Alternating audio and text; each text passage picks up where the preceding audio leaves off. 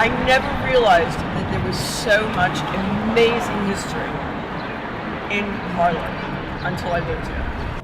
As a neighborhood within the larger neighborhood of West Harlem, the King Model houses, also known as Strivers Row, have the architectural interest and sense of space that helped create community throughout the last 130 years.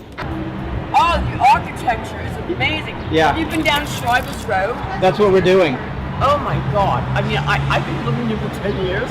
All I do is go down Strivers Row and I take a million photos, spring, summer, winter, whatever. In 1891, David H. King commissioned 4 rows of superior townhouses to be designed by 3 of the city's most prestigious architectural firms.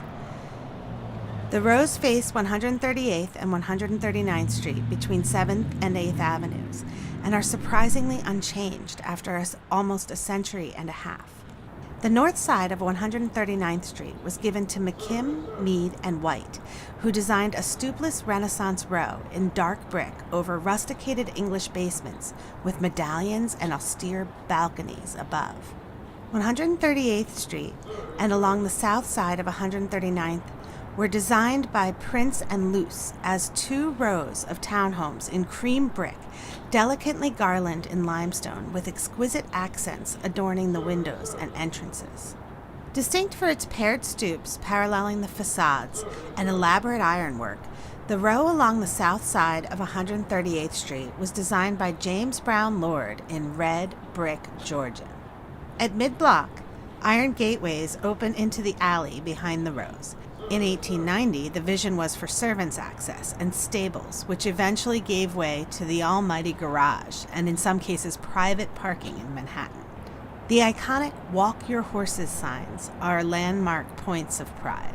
Almost a century and a half of structure has, like the rest of Harlem, degenerated at times, prompting residents to organize the Strivers Alley Association to clean up the alley, provide security, and restrict access.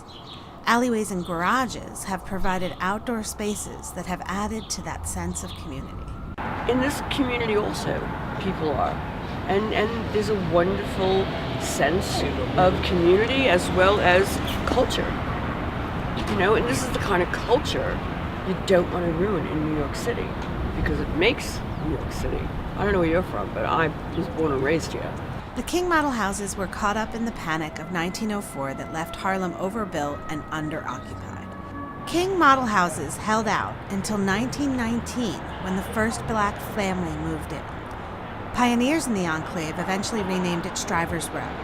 Today, the name sticks despite the official landmark designation in 1967 of St. Nicholas Historic District. In the 1920s, Strivers Row became the ultimate black address.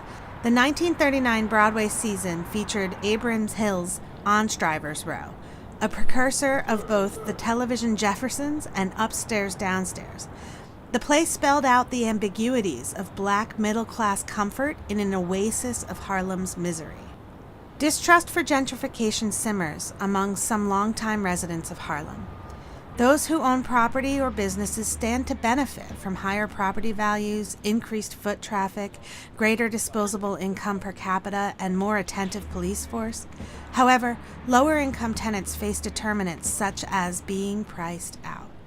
Still, it is the architecture of Strivers that generates a culture unto itself, with a history of ambitious, middle-class blacks that maintain a presence beside the evolving gentrification. Harlem is underpinned with a sense of pride that seems distinct within New York City.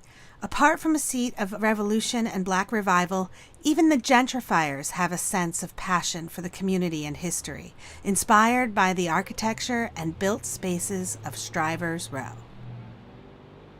So is gentrification a concern of yours in this neighborhood? I mean, is it impacting the arts or the music? It impacts the real soul of Harlem. That concerns me.